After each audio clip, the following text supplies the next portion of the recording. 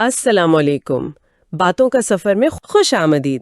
تو آج ہم ایک بہت ہی آپ کہہ لیں اہم اور گہرے موضوع پر بات کرنے والے ہیں۔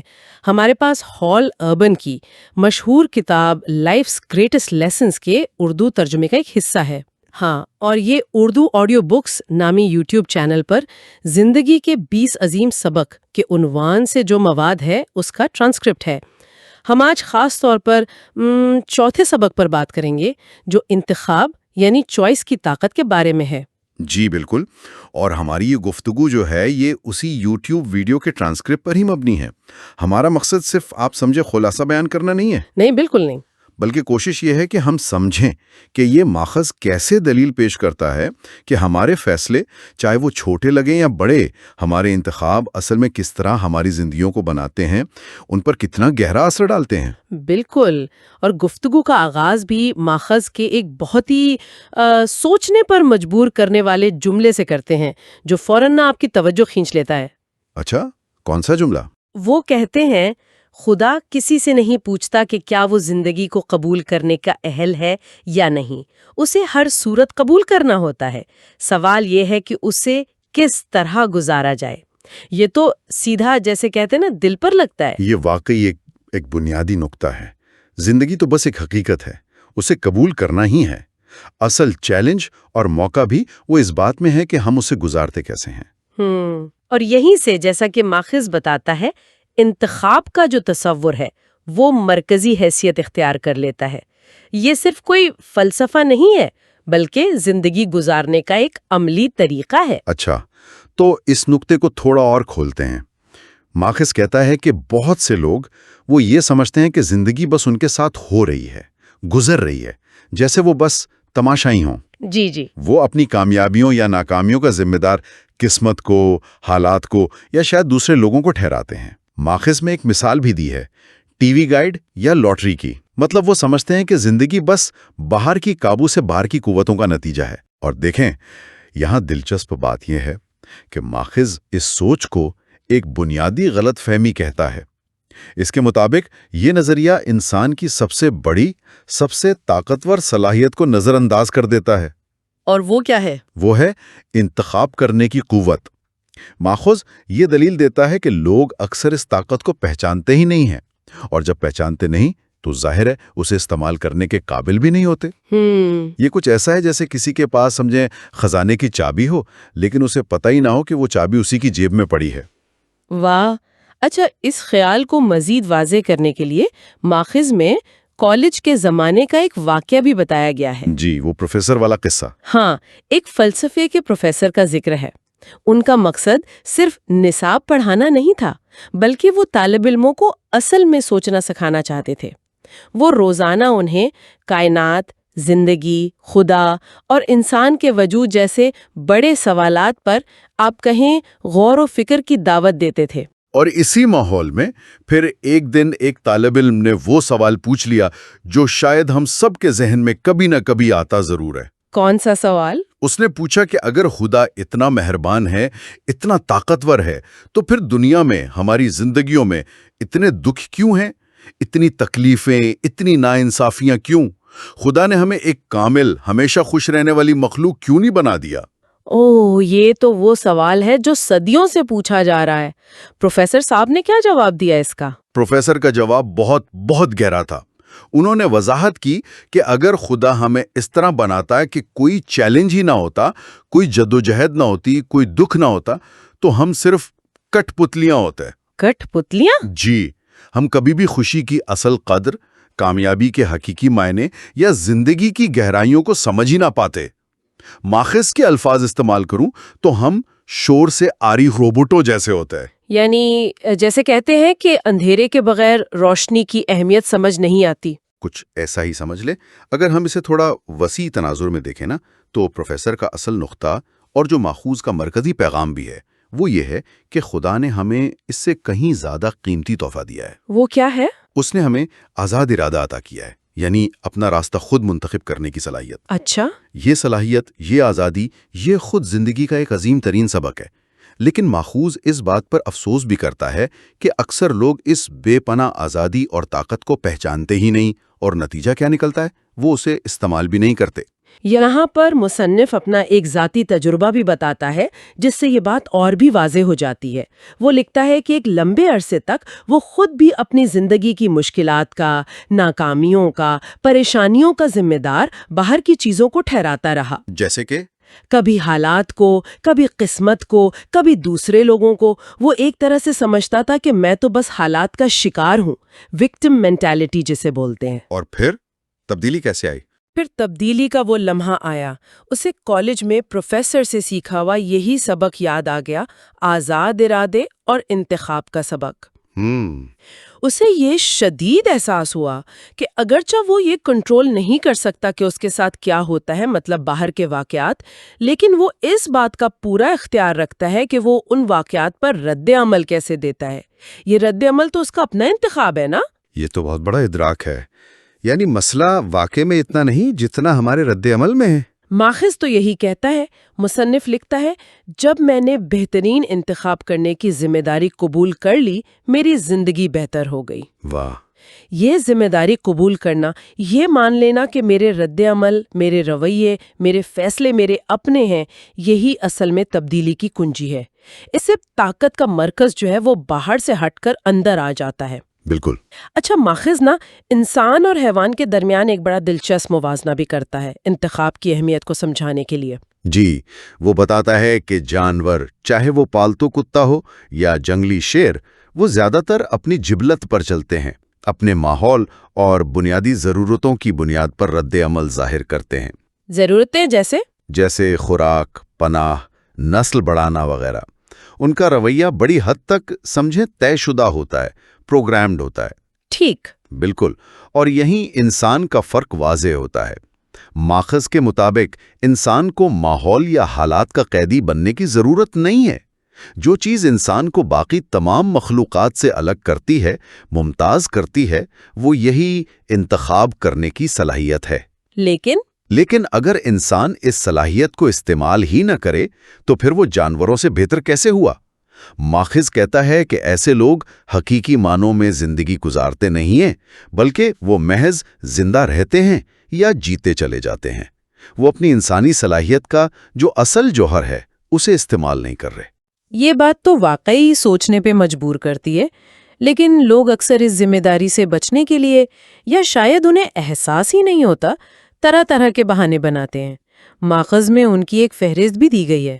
جی ہاں، اور یہ بہانے ہم سب نے سنے ہوں گے، شاید کبھی خود بھی استعمال کیے ہوں۔ میرے پاس کافی پیسے نہیں ہیں کہ میں یہ کر سکوں، میرے پاس بالکل وقت نہیں ہے، حالات ٹھیک نہیں ہیں، میری تو قسمت ہی خراب ہے، اف آج موسم بہت برا ہے، میرا موڈ ٹھیک نہیں لگ رہا۔ یہ فہرست تو ختم ہی نہیں ہوتی۔ تو یہ سب اصل میں کیا ہیں؟ یہ سب دراصل انتخاب نہ کرنے کے جواز ہیں، بہانے ہیں۔ ماخذ اس صورتحال کو کیسے بیان کرتا ہے؟ کوئی مثال؟ ماخذ ایک بہت طاقتور مثال استعمال کرتا ہے۔ وہ کہتا ہے کہ ایسے لوگ ایک قیدی کی طرح ہیں جس کے پاس اپنی کوٹھڑی کی چابی ہر وقت موجود ہوتی ہے، لیکن وہ اسے استعمال نہیں کرتا۔ کیوں نہیں کرتا؟ شاید اسے معلوم ہی نہیں کہ چابی اس کے پاس ہے، یا وہ آزادی سے ڈرتا ہے، یا اسے قید کی اتنی عادت ہو گئی ہے کہ اب باہر نکلنا ہی نہیں چاہتا۔ حقیقت یہ ہے کہ انتخاب کے مواقع تو ہر لمحے موجود ہوتے ہیں، چاہے ہم انہیں پہچانیں یا نہ پہچانیں۔ زندگی تو صبح آنکھ کھولنے سے لے کر رات سونے تک چھوٹے بڑے انتخابات کا ایک مسلسل سلسلہ ہے۔ ایک اور عام رویہ جس پر ماخوذ تنقید کرتا ہے وہ ہے مجھے یہ کرنا پڑتا ہے والی سوچ۔ ہم اکثر کہتے ہیں نا، مجھے صبح سویرے اٹھنا پڑتا ہے، مجھے کام پر جانا پڑتا ہے، مجھے یہ اسائنمنٹ ختم کرنا پڑتا ہے، مجھے بچوں کو اسکول چھوڑنا پڑتا ہے۔ ایسا لگتا ہے جیسے ہم کتنے مجبور ہیں۔ ہاں، اور ماخوذ اسی مجبوری کے احساس کو چیلنج کرتا ہے۔ وہ کہتا ہے کہ حقیقت میں ہمیں کچھ بھی کرنا نہیں پڑتا، ہم ان کاموں کو کرنے کا انتخاب کرتے ہیں۔ انتخاب کرتے ہیں؟ کیسے؟ کیونکہ ہم ان کاموں کو نہ کرنے کے جو ممکنہ منفی نتائج ہیں ان سے بچنا چاہتے ہیں، یا پھر ان کاموں کو کرنے کے جو مثبت نتائج ہیں وہ حاصل کرنا چاہتے ہیں۔ اس کی کوئی مثال دی ہے ماخوذ نے؟ جی، ماخذ میں ایک کلاس روم کا ایک واقعہ ہے۔ ایک طالب علم دیر سے آتا ہے اور کہتا ہے مجھے آج کلاس میں آنا پڑا۔ اچھا۔ پروفیسر اسے ٹوکتا ہے اور کہتا ہے نہیں، تمہیں آنا نہیں پڑا، تم نے یہاں آنے کا انتخاب کیا ہے۔ طالب علم ظاہر ہے الجھن میں پڑ جاتا ہے۔ ظاہر ہے۔ تو پروفیسر وضاحت کرتا ہے کہ وہ نہ آنے کا انتخاب بھی کر سکتا تھا، لیکن اس نے نہ آنے کے منفی نتائج سوچے ہوں گے۔ غیر حاضری لگے گی، والدین کو شکایت جائے گی، گریڈ کم ہوگا، ان سب سے بچنے کے لیے اس نے کلاس میں آنے کا انتخاب کیا۔ اس سے تو سارا نقطہ نظر ہی بدل جاتا ہے۔ یہ تو بڑی امپاورنگ سوچ ہے۔ بالکل، اس سے ایک بنیادی نقطہ سامنے آتا ہے۔ زندگی کو مجبوریوں مجھے یہ کرنا پڑتا ہے کہ مجموعے کے طور پر دیکھنے کے بجائے اسے انتخابات میں یہ کرنے کا انتخاب کرتا ہوں کہ سلسلے کے طور پر دیکھنا کہیں زیادہ صحت مندانہ ہے اور حقیقت پسندانہ بھی۔ یہ ہمیں یاد دلاتا ہے کہ ہم بنیادی طور پر آزاد ہیں، مجبور نہیں ہیں۔ یہ رویہ ہمیں اپنی زندگی کی ڈرائیونگ سیٹ پر واپس بٹھا دیتا ہے۔ اچھا، ماخذ ان انتخابات کی اقسام پر بھی بات کرتا ہے۔ کچھ تو بہت واضح ہوتے ہیں جن سے ہم سب واقف ہیں۔ جی بالکل، جیسے دوستوں کا انتخاب کرنا، اپنا پیشہ یا کیریئر چننا، اپنا طرز زندگی کیسا ہوگا، کہاں رہنا ہے، کون سی موسیقی سننی ہے، کس سیاسی جماعت کو ووٹ دینا ہے، وغیرہ وغیرہ۔ یہ وہ فیصلے ہیں جن پر ہم عموماً سوچتے ہیں، غور کرتے ہیں اور انہیں انتخاب مانتے بھی ہیں۔ لیکن کیا ماخذ کچھ ایسے انتخابات کا بھی ذکر کرتا ہے جو اتنے واضح نہیں ہوتے؟ ہاں، اور ماخذ کے مطابق یہی کم واضح، زیادہ سٹل قسم کے انتخابات اکثر ہماری زندگیوں پر سب سے زیادہ گہرا اور دیر پا اثر ڈالتے ہیں۔